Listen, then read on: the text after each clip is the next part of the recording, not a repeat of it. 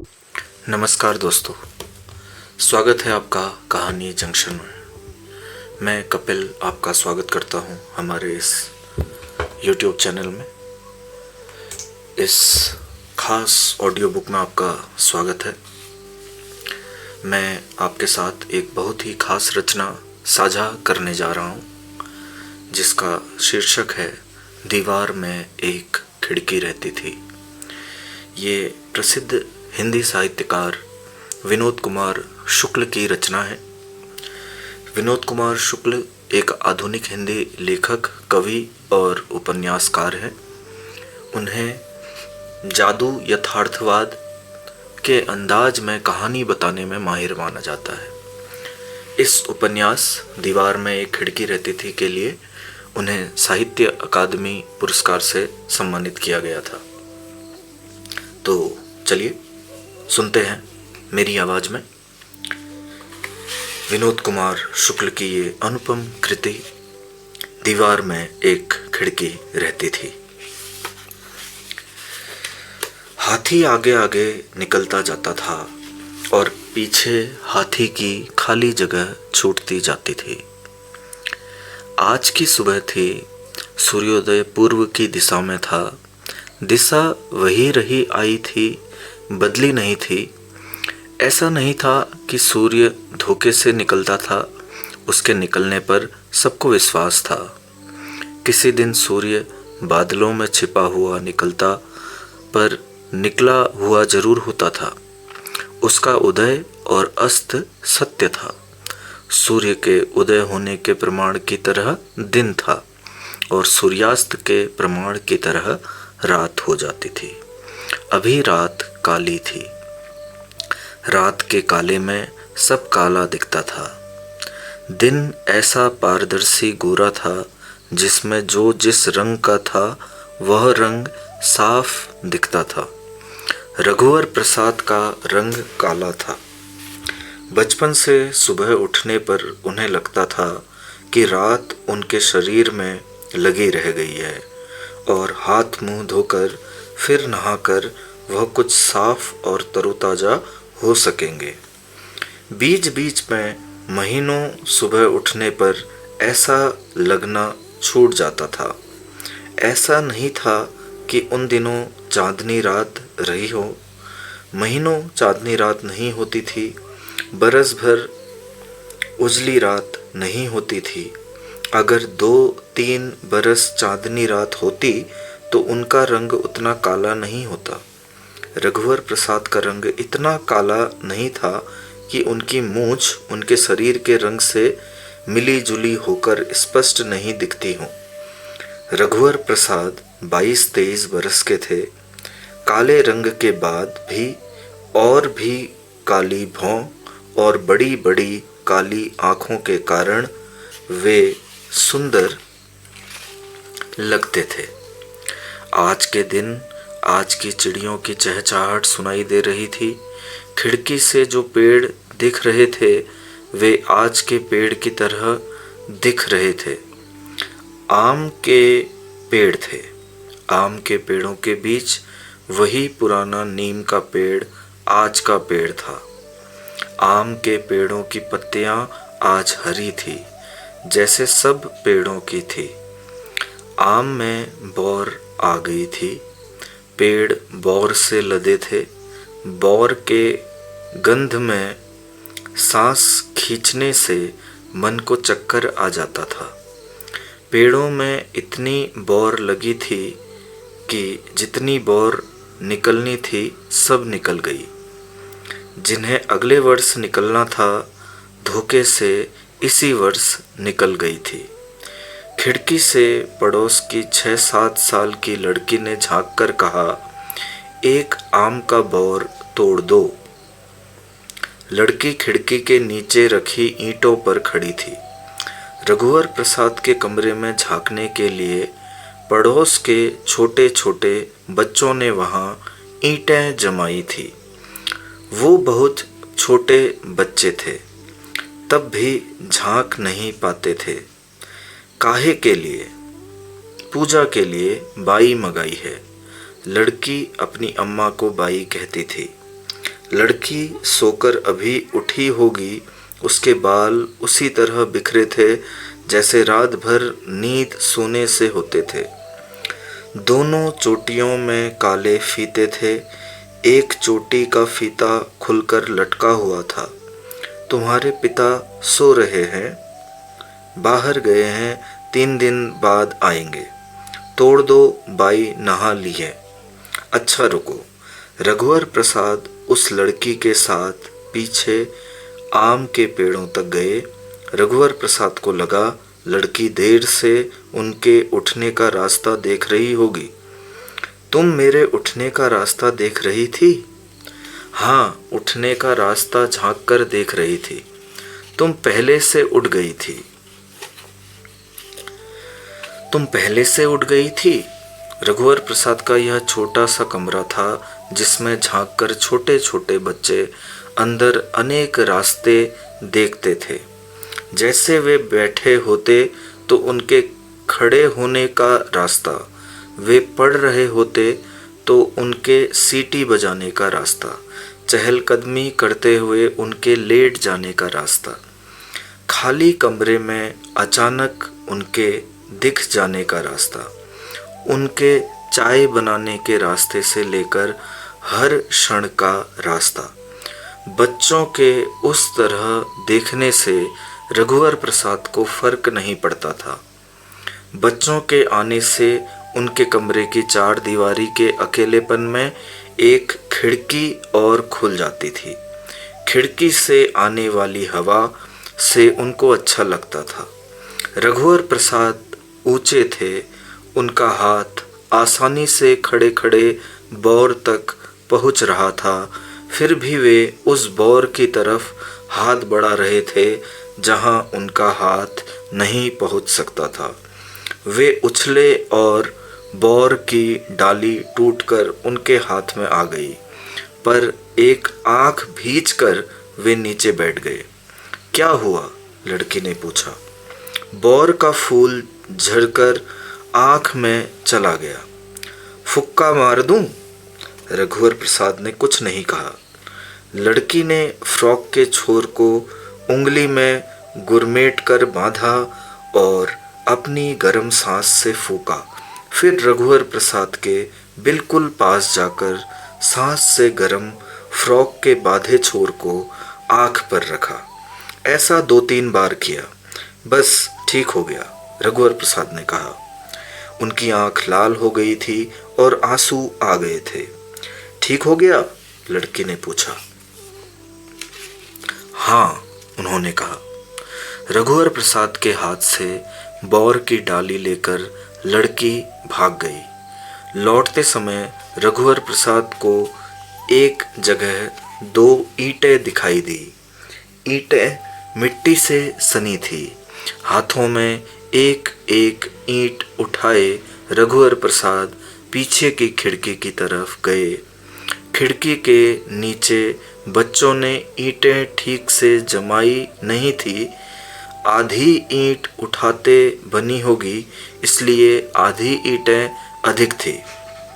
किनारे की ईंट के छोर पर पैर पड़ता तो ईंट पलट जाती और बच्चे गिर जाते। ईंटों को उन्होंने जमाया। ईंट के चौरस पर खड़े होकर उन्होंने कमरे में झांका कि वे कमरे में नहीं थे। छोटे बच्चों के लिए तब भी नीचे होगा। वे ढूंढकर 2 ईंट और लाए। कमरे में आकर रघुवर प्रसाद को अपनी शादी का निमंत्रण पत्र पढ़ने का मन हुआ। शादी हुए 12 दिन हो गए थे। निमंत्रण पत्र खटिया के नीचे पेटी में था। पेटी निकालने के लिए वे नीचे झुके। उन्होंने सुना, गौ में छोटे ऊ की मात्रा गुड़िया। खिड़की की तरफ उन्होंने देखा, एक बच्चा और बच्ची दोनों की ऊंचाई बराबर थी। खिड़की के नीचे की चौखट तक दोनों की ठुड्डी थी। रघुवर प्रसाद ने उन्हें देखा तो दोनों मुस्कुराए, फिर दोनों हंसने लगे। उनकी हंसी सुनकर नीचे बैठी हुई गुड़िया नाम की लड़की भी खड़ी हो गई। रघुवर प्रसाद ने उसे देखकर कहा, ब में छोटी ऊ की मात्रा बुढ़िया, नहीं। ग में छोटे ऊ की मात्रा गुड़िया, नहीं। ब में छोटे ऊ की मात्रा बुढ़िया। अच्छा, अब तुम लोग जाओ। तभी तीनों बच्चे खिड़की से गायब हो गए। रघुवर प्रसाद को लग रहा था कि पिता छोटू के साथ पत्नी को विदा कराकर गांव लिवा लाए होंगे, 1-2 दिन में यहाँ आ जाएं। शादी के 3 दिन बाद पत्नी मायके चली गई थी। पिता ने पत्नी के जाने के 6 दिन बाद रघुवर प्रसाद से विदा कराने के लिए कहा था। विभागाध्यक्ष ने छुट्टी देने से मना कर दिया था। रघुवर प्रसाद एक निजी महाविद्यालय में व्याख्याता थे। 800 रुपये मिलते थे। महाविद्यालय इस 70,000 की आबादी वाली बस्ती से 8 किलोमीटर दूर था। इस बस्ती के सब तरफ के आखिरी मकान से लगे हुए खेत थे। बीच की बस्ती सबसे पुरानी थी। सभी आखिरी के मकान बाद के बने हुए थे। बस्ती के कुछ इधर उधर आखिरी के मकान भी पुरानी बस्ती के समय के बने हुए थे। यह ऐसा शहर नहीं था जिसके आखिरी मकान के बाद गांव की पहली झोपड़ी शुरू होती। राष्ट्रीय राजमार्ग नंबर 6 पर 8 किलोमीटर तक फैले खेतों के बाद सबसे नज़दीक जोरा गांव था। शहर फूलते फूलते नज़दीक के गांव तक पहुंचता तो गांव शहर का मोहल्ला बन जाता था। गांव का नाम मोहल्ले का नाम हो जाता था। जोरा गांव 8 किलोमीटर दूर था, इसलिए जोरा गांव नाम का मोहल्ला नहीं बना था। वहीं यह महाविद्यालय था। यह खपरेल की छत वाला लंबी बैरकनुमा दाऊ के बाड़े में था। लाइन से कमरे बने थे। मिट्टी की 2 फुट मोटी दीवार थी। सामने एक लंबी दालान थी। दीवारें छुई मिट्टी से पुती थी। बरामदे में बड़े बड़े आले बने थे। महाविद्यालय राष्ट्रीय राजमार्ग नंबर 6 पर था, इसलिए ट्रकें, टेम्पो, बसें आया जाया करती थी। महाविद्यालय के सामने 3-4 बैलगाड़ियां खड़ी रहती। 2-1 बैलगाड़ियों में बैल जुते होते। जमीन से टिकी बैलगाड़ियों के खुले बैल घास चरते हुए इधर उधर घूमते रहते। रघुवर प्रसाद महाविद्यालय जाने के लिए आधा घंटा पहले राष्ट्रीय राजमार्ग पर खड़े हो जाते थे। उन्हें आजकल 3-4 दिनों से महाविद्यालय की ओर जाता हुआ एक हाथी दिखाई दे जाता था। लौटते समय भी 1-2 बार दिखा था। तब हाथी की पीठ पर पेड़ की डाल लदी होती। इसे हाथी खुद सूंड से तोड़ता होगा। दाढ़ी और बड़े बालों वाला एक सुंदर युवा साधु हाथी पर बैठा रहता। साधु का रंग गेहुआ था। हाथी के माथे, सूंड और कान के कुछ हिस्से की खाल ललाई हुई थी और उसमें काले छींटे सुंदर लगते थे। हाथी युवा होगा, खूबसूरत था, काला हाथी था। रघुवर प्रसाद ने मन ही मन अपने एक हाथ को आगे बढ़ाकर जाते हुए हाथी के रंग से अपने रंग की तुलना की।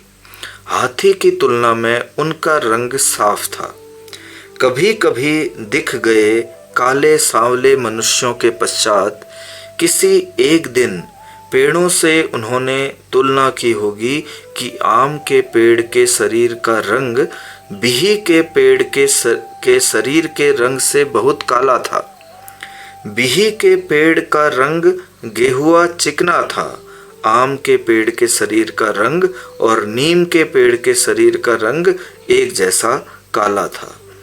इसी तरह पेड़ पर बैठने वाले पक्षियों से और उड़ते हुए पक्षियों से। यह सच था कि धरती में पेड़ों की पत्तियों, घास के कारण हरा रंग सबसे अधिक था। आकाश में नीला रंग अधिक था। खुली धरती पर होने के कारण यह सुविधा थी कि एक मुश्त बहुत सा आकाश दिख जाता था। सुबह शाम आकाश के स्थिर रंगीन होने के बाद भी हरा उड़ता रंग उड़ते हुए तोतों के झुंड के कारण दिखाई देता था। 8-10 कौवों से बड़ा झुंड आकाश में दिखाई नहीं देता था। तोते सटे हुए एक साथ उड़ते दिखाई देते थे। कौवे छितरे छितरे उड़ते दिखाई देते थे। सफ़ेद बगुले भी छितरे छितरे उड़ते थे। कोयल पेड़ की डाली में छुपी छुपी दिखती थी। गिलहरी पेड़ पर अकेली नहीं दिखाई दी। आसपास दूसरी गिलहरी होती या चिड़िया जरूर होती। तब यह तय नहीं कर पाते थे कि टिट टिट बोलती हुई गिलहरी है या चिड़िया। कभी लगता गिलहरी है, कभी लगता चिड़िया है। तालाब के किनारे के पेड़ पर बैठने वाली रंगीन लंबी चोंच वाली चिड़िया एक छोटी घंटी की तरह चहचहाती है या टुनटुनाती है। रघुवर प्रसाद को ऑटो का इंतजार करते हुए जब देर हो जाती और सामने से हाथी निकल रहा होता, तब उनका मन होता कि हाथी पर बैठकर महाविद्यालय जाते। हाथी पर बैठे साधु की नज़र रघुवर प्रसाद पर पड़ती थी। रघुवर प्रसाद कहते, मुझे ले चलोगे? तो हो सकता है साधु हाथी रोक देता। साधु नहीं रोकता तो हाथी खुद रुक जाता। रघुवर प्रसाद जहाँ ऑटो के लिए खड़े होते थे, वहाँ चाय की एक टिपरी या दुकान थी। एक पान का ठेला था। साइकिल पंक्चर सुधारने की दुकान थी। इस दुकान के सामने एक गदला पानी भरा घमेला था और वहाँ रिम जकड़ने के स्टैंड से एक पंप टिका हुआ होता। चाय और पान की दुकान के सामने जमीन पर धसी हुई लकड़ी की 2 बेंचें थी। बेंच इतनी प्राकृतिक थी कि लगता था कि पेड़ पर बेंच की तरह उगी थी और काटकर इनके पायों को जमीन पर गाड़ दिया गया। रघुवर प्रसाद ऑटो का रास्ता देख रहे थे। दूर से रघुवर प्रसाद ने हाथी को आते देखा। रघुवर प्रसाद को लगा यहाँ खड़े होने से जैसे 4 ताड़ के पेड़ दिखाई देते हैं, उसी तरह यहाँ खड़े होने से हाथी भी दिखाई देता है। फर्क इतना था कि ताड़ के पेड़ वहीं खड़े होते जबकि हाथी आता दिखाई देता था। आता हुआ हाथी सामने रुक गया। साधु हाथी की पीठ पर बंधी रस्सी के सहारे उतरा। रघुवर प्रसाद को लगा कि साधु पान की दुकान से तंबाकू चूना लेने आया हो या चाय की दुकान पर चाय पीने। वह साइकिल की दुकान नहीं जाएगा। ऐसा नहीं था कि हाथी के पैर की हवा निकल गई हो। हवा भरवाने की उसकी मनसा नहीं होगी। साधु तंबाकू मलता हुआ रघुवर प्रसाद के पास खड़ा हो गया। धीरे से उसने पूछा, ऑटो नहीं मिली? नहीं मिली, रघुवर प्रसाद ने भी धीरे से कहा। हाथी पर बैठेंगे? महाविद्यालय जाना है ना। हाथी पर? ऑटो तो आता होगा, हड़बड़ाकर उन्होंने कहा। रघुवर प्रसाद को आशा नहीं थी कि वह हाथी पर बैठने को कहेगा। आशा होती तो वे कुछ सोच लेते। सोचने के बाद शायद वे हाथी पर बैठने के लिए तैयार हो जाते। उसके जाने के बाद उन्होंने सोचा कि क्या उन्हें हाथी पर बैठ जाना चाहिए था। हाथी पर चढ़ने और उतरने का भय उन्हें हुआ, जबकि वे चढ़े उतरे नहीं थे। उन्हें देर हो रही थी। इस देरी में बिना कारण वे पान खाना चाहते थे। शायद पान बनते और खाते तक ऑटो न मिलने की देरी ठहर जाती या बदल जाती। देरी नहीं जाती, देरी होने का थोड़ा एहसास चला जाता। एक काम के न होने का एहसास दूसरे काम के करने पर भुला दिया जाता है, चाहे दूसरा काम करने जैसा न भी हो। पान खाने के बदले बैठ जाने का काम किया जा सकता था। बैठ जाना आत्मसमर्पण जैसा होता, जूझना जैसा नहीं होता। पैदल बढ़ जाना जूझना जैसा हो सकता था, पर यह बेकार था। पान खाने की आदत नहीं थी। ऑटो के इंतजार करने के समय में ऑटो नहीं आ रहा था। पान खाने के समय में ऑटो आ जाए। पान खाना ऑटो पाने का एक टोटका हो सकता था, जुआ खेलना भी हो सकता था। अभी पान के ठेले वाला आदमी रघुवर प्रसाद को इस नज़र से नहीं देख रहा था कि रघुवर प्रसाद पान खाएंगे। आज पान खा लेंगे तो कल से रोज रघुवर प्रसाद पान खाते हैं या नहीं की नज़र से देखेगा। एक ऑटो रुका, बैठने की जगह नहीं थी। 2 विद्यार्थी थे। गांव की औरतें टोकनी लेकर बैठी थी। झांक कर वे पीछे हट गए, नहीं बैठे। एक विद्यार्थी उनको देखकर उतरने को हुआ, पर नहीं उतरा। उसे भी समय पर महाविद्यालय पहुंचना था। देर बाद उन्हें ऑटो मिला। महाविद्यालय पहुंचते पहुंचते उन्हें देर हो गई। आधे दिन की छुट्टी लेनी पड़ी। रघुवर प्रसाद अच्छा पढ़ाते थे, गणित पढ़ाते थे। कक्षा में पढ़ाते समय अधिकांश समय उनकी पीठ विद्यार्थियों की तरफ रहती। पीठ घुमाए बोलते हुए तख्ते पर लिखते जाते। गणित होने के कारण विद्यार्थी सन्न खाए से शांत रहते। रघुवर प्रसाद दोनों हाथ से लिखते थे। तख्ते पर बाएं हाथ से लिखना शुरू करते और मध्य तक पहुँचते पहुँचते दाहिने हाथ से लिखना शुरू कर देते। वे दोनों हाथ से एक जैसा साफ लिखते थे। तख्ते के भर जाने के बाद वे किनारे हट जाते थे ताकि विद्यार्थी सवाल कॉपी पर उतार लें।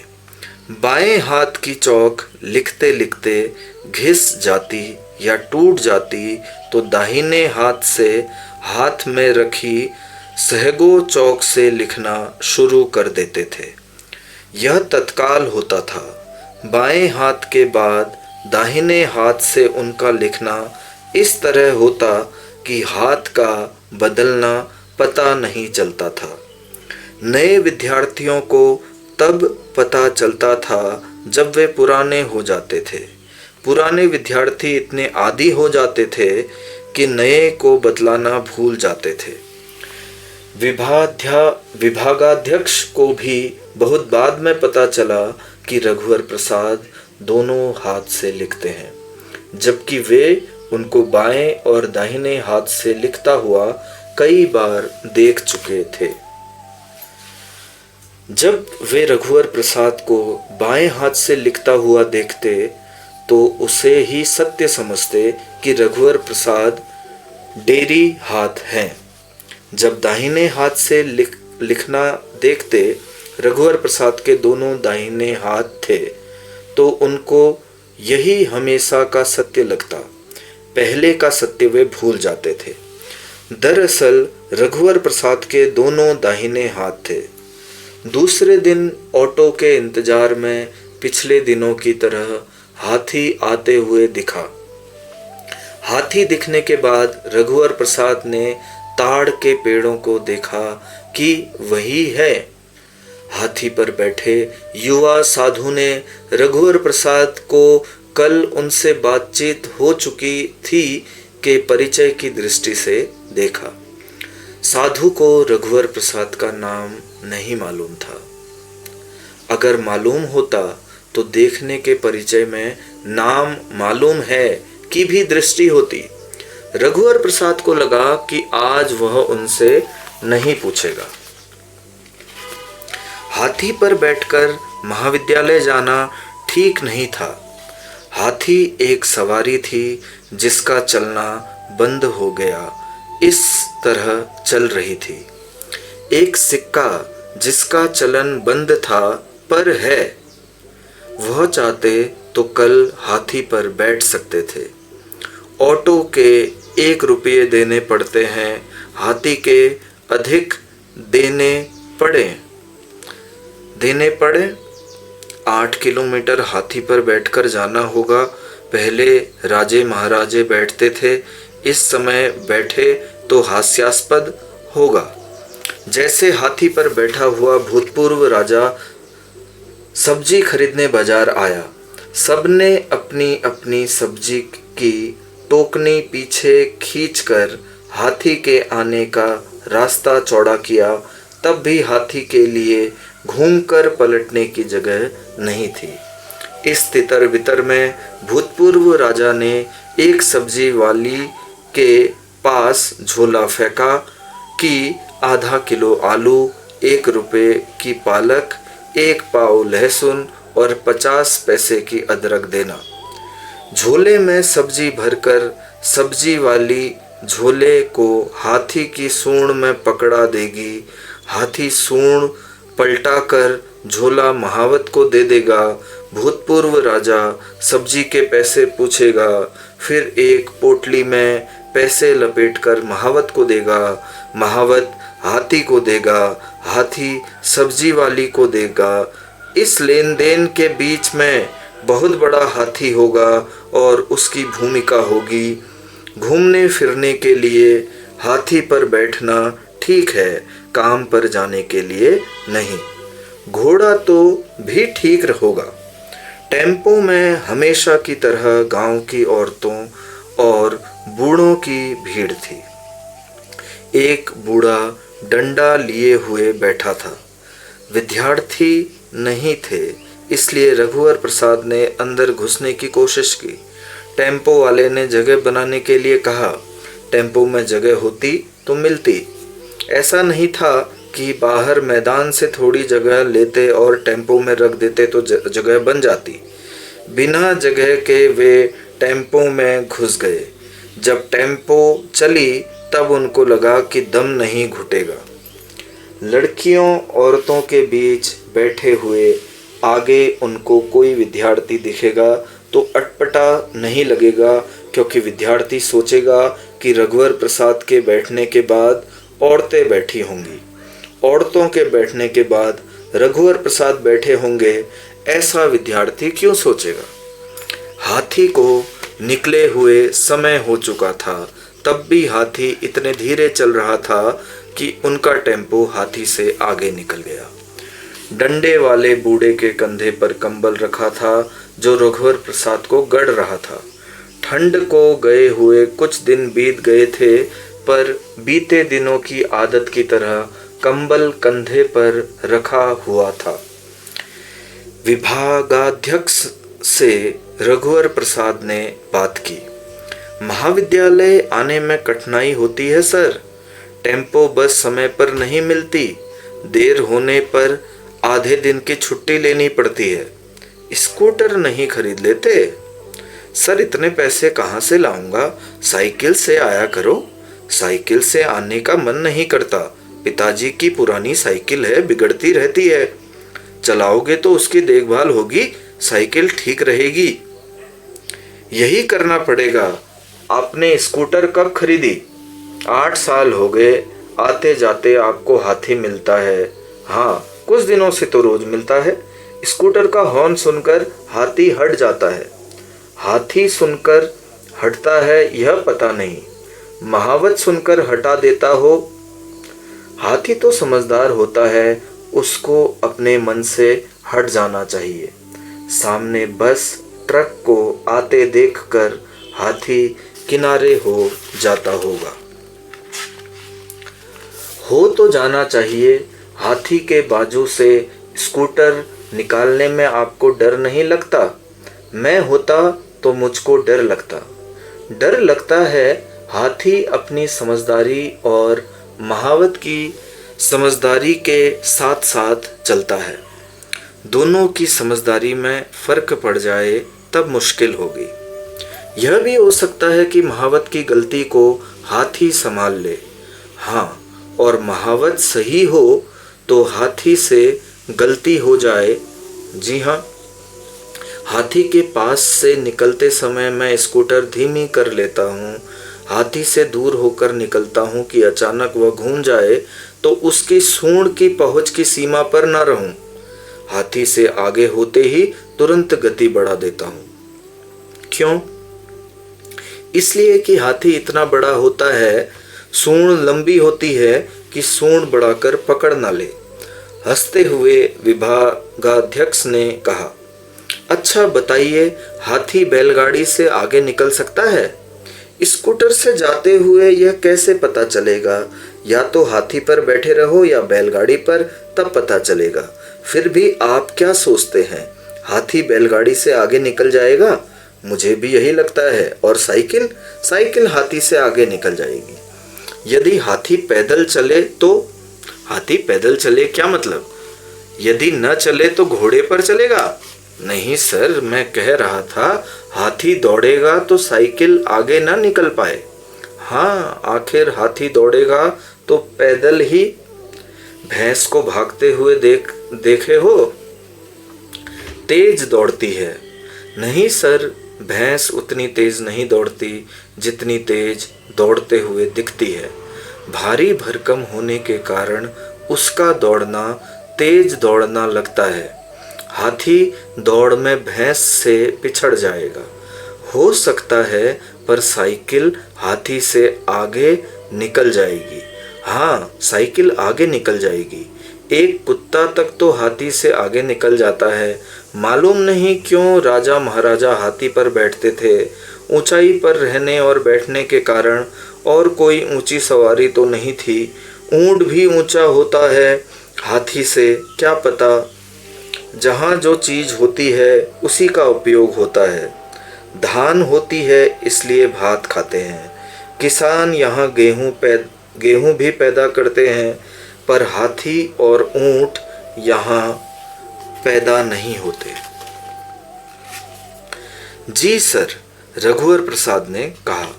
लौटते समय रघुवर प्रसाद विभागाध्यक्ष की स्कूटर पर पीछे बैठे। विभागाध्यक्ष ने ही स्कूटर में चलने के लिए कहा था। आज उन्होंने स्कूटर में हवा भरवाई थी। हवा ठीक है सर?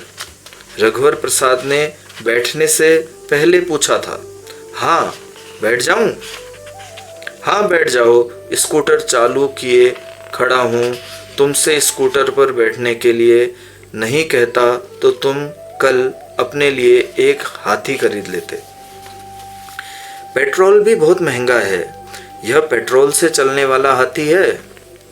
रघुवर प्रसाद को आगे जाते हुए हाथी दिखा। वे विभागाध्यक्ष से कहना चाहते थे, सर हाथी पर नहीं कहा। विभागाध्यक्ष ने भी देखा होगा। उन्होंने स्कूटर धीमा कर हाथी से दूरी बनाते हुए स्कूटर को आगे निकाला। रघुवर प्रसाद ने सिर घुमाकर बैठे हुए साधु को देखा। साधु ने हाथ उठाकर रघुवर प्रसाद को राम राम कहा। रघुवर प्रसाद वहीं उतर गए जहां वे ऑटो के लिए खड़े रहते थे। विभागाध्यक्ष सीधे निकल गए। रघुवर प्रसाद ने सोचा, जब शुरू की दुनिया धीमे चलती थी तब हाथी दुनिया के साथ डगमग चलता था। अब भी हाथी पहले जैसा धीमे चल रहा था। दुनिया के साथ हाथी हो न हो, पर हाथी के साथ दुनिया अभी भी थी। हाथी की इस दुनिया में रघुवर प्रसाद शामिल हो रहे थे। मार्च का शुरू का दिन था, तब भी अचानक पानी ऐसा गिर रहा था कि अगस्त का महीना लगने लगा। पानी की तेज बौछार से आम के बौर झर गए थे। बौर की खुशबू में गीलापन था। खाली समय में रघुवर प्रसाद विभागाध्यक्ष से बात करना चाहते थे। अगर पानी बंद नहीं हुआ तो बरसते पानी में कैसे लौटा जाएगा? ऑटो के लिए भीगते खड़ा रहना पड़ता। रघुवर प्रसाद के पास छत्ता बरसाती नहीं था। स्कूटर के पीछे छत्ता लेकर बैठने से छत्ता उलटकर टूट जाता। दूसरे का छत्ता लेकर स्कूटर पर जाना ठीक नहीं था। बरसाती पहनकर स्कूटर पर बैठा जा सकता था। हाथी पर भी छत्ता लगाकर बैठा जा सकता था। झालरदार छत्ता होंदे से बंधा हुआ इसलिए होता हो कि धूप बरसात से बचत हो। सर, एक बात पूछूं? रघुवर प्रसाद ने कहा। विभागाध्यक्ष काम कर रहे थे पर हाथी के बारे में नहीं। विभागाध्यक्ष ने कहा। जी हाँ, रघुवर प्रसाद ने कहा। वे चुप हो गए। गणित विभाग में 2 शिक्षक थे, रघुवर प्रसाद और विभागाध्यक्ष। महाविद्यालय को खुले तीसरा साल था। 3 साल के कुल 38 विद्यार्थी थे। प्रथम वर्ष में 18 विद्यार्थी भर्ती हुए थे। तीसरे वर्ष की कक्षा में केवल 9 विद्यार्थी थे। सर, हाथी के बारे में तो नहीं पूछ रहे हो? जी, दूसरे जानवर के बारे में पूछिए। विभागाध्यक्ष ने सोचा हाथी के बदले जानवर के बारे में पूछने से मना करना था।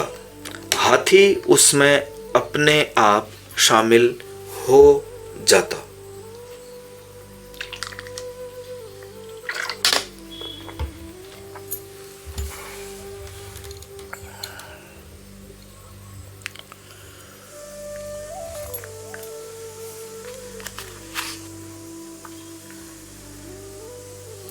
सर, कौजी हाउस में भालू को रख सकते हैं?